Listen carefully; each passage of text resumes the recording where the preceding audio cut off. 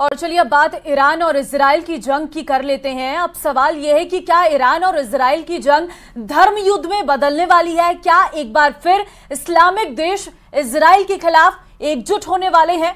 ये सवाल इसलिए उठ रहे हैं क्योंकि कुछ महीने पहले तक ईरान में आतंकियों से हमले करवाने वाला पाकिस्तान अब ईरान के स्वागत में रेड कारपेट बिछा रहा है और पाकिस्तान पर मिसाइल बरसाने वाला ईरान अब पाकिस्तान को अपना दोस्त बता रहा है।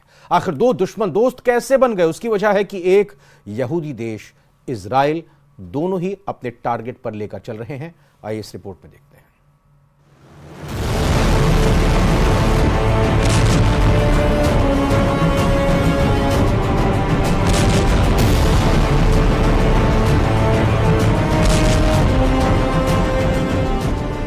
क्या पश्चिमी एशिया में धर्म युद्ध का सायरन बज चुका है? क्या इजराइल के खिलाफ मुस्लिम देशों को इकट्ठा कर रहा है ईरान? इसराइलियों, तुम्हारे पास पूरा वक्त है, जो भाग सकता है इसराइल छोड़ के भाग जाए। अब फाइनल मूवमेंट आ गई है। नेतन्याहू, याद रखना, हमारे लिए बेशक अल्लाह काफी है, लेकिन तुम्हारे लिए हिजबुल्लाह ही काफी है।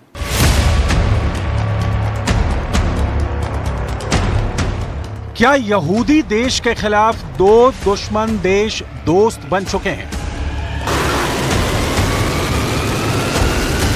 कुछ महीने पहले तक ईरान के बॉर्डर पर जंग के हालात थे। पाकिस्तान और ईरान के बीच रिश्ते इतने तल्ख हो चुके थे कि ईरान ने पाकिस्तान के कई इलाकों पर ताबड़तोड़ हमला किया। लेकिन कुछ ही महीनों में हालात बदल गए और ईरान के राष्ट्रपति सैयद इब्राहिम रईसी का इस्लामाबाद में शानदार स्वागत हो रहा है।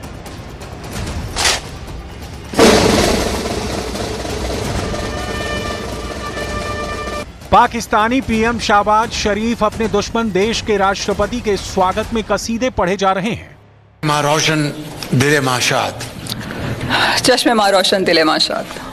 खैर खूब, आपको देख के अब हमारी आंखें ठंडी हुई और हमारा दिल खुश हुआ।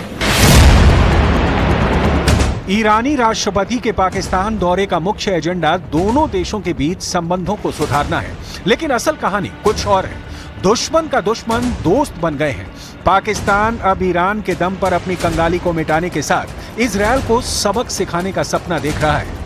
इसराइलियों, तुम्हारे पास पूरा वक्त है, जो भाग सकता है इसराइल छोड़ के भाग जाए। अब फाइनल मूवमेंट आ गई है। इंशाल्लाह 1446 हिजरी का चांद जो है वो बैतुल मुकद्दस की आजादी के साथ तुलू होगा। यहीं पे नमाज शुक्राना अदा की जाएगी, इस्लाम का परचम यहां नस्ब किया जाएगा और तुम देखते रह जाओगे। और नेतन्याहू, याद रखना, हमारे लिए बेशक अल्लाह काफी है, लेकिन तुम्हारे लिए हिजबुल्लाह ही काफी है। मैंने आपको ये पहले बताया था, हम जाएंगे अंदर और जाएंगे भी गोलान हाइट से। गोलान हाइट फतह के करीब है। इसराइल को बहुत बड़ी शिकस्त होने जा रही है। एक तरफ पाकिस्तान पर बेतहाशा कर्ज है और हथियारों के लिए उसे अमेरिका पर निर्भर रहना पड़ रहा है, लेकिन अमेरिका ने पाकिस्तान को अभी तक बड़ा कर्ज नहीं दिया है और पाबंदी लगाने की धमकी दे रहा है। इसलिए पाकिस्तान ने अपनी भुखमरी, कंगाली और कर्ज मिटाने के लिए ईरान का शॉर्टकट लिया, क्योंकि ईरान से हाथ मिलाने का मतलब रूस से भी समर्थन मिलना।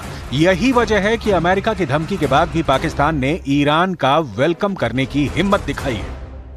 ये कि अमेरिकन इस विजिट को कैसे देखेंगे, और ये हमारे लिए इसलिए इम्पॉर्टेंट है, सिग्निफिकेंट है, क्योंकि हम अपनी इकोनॉमिक रिवाइवल में लगे हुए हैं। इकोनॉमिक रिवाइवल के सिलसिले में ईरानियन सदर के आने से, और आ क्यों रहे हैं, पर्पस ऑफ हिज विजिट, जाहिर है ये बहुत सिग्निफिकेंट है इस सिचुएशन में।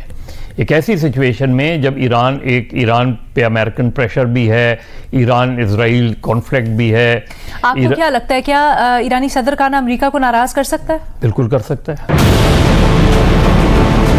जनवरी में बलूचिस्तान के ईरानी सीमा वाले क्षेत्र में दोनों ओर से मिसाइल हमलों ने आपसी तनाव को बढ़ा दिया था, लेकिन जिस तरह से ईरान ने इजराइल पर मिसाइल और ड्रोन हमले किए हैं, उसके बाद पाकिस्तान के हौसले भी बढ़ गए हैं और वो ईरान के कंधे पर सवार होकर इस्लामिक देशों का खलीफा बनने का ख्वाब देख रहा है।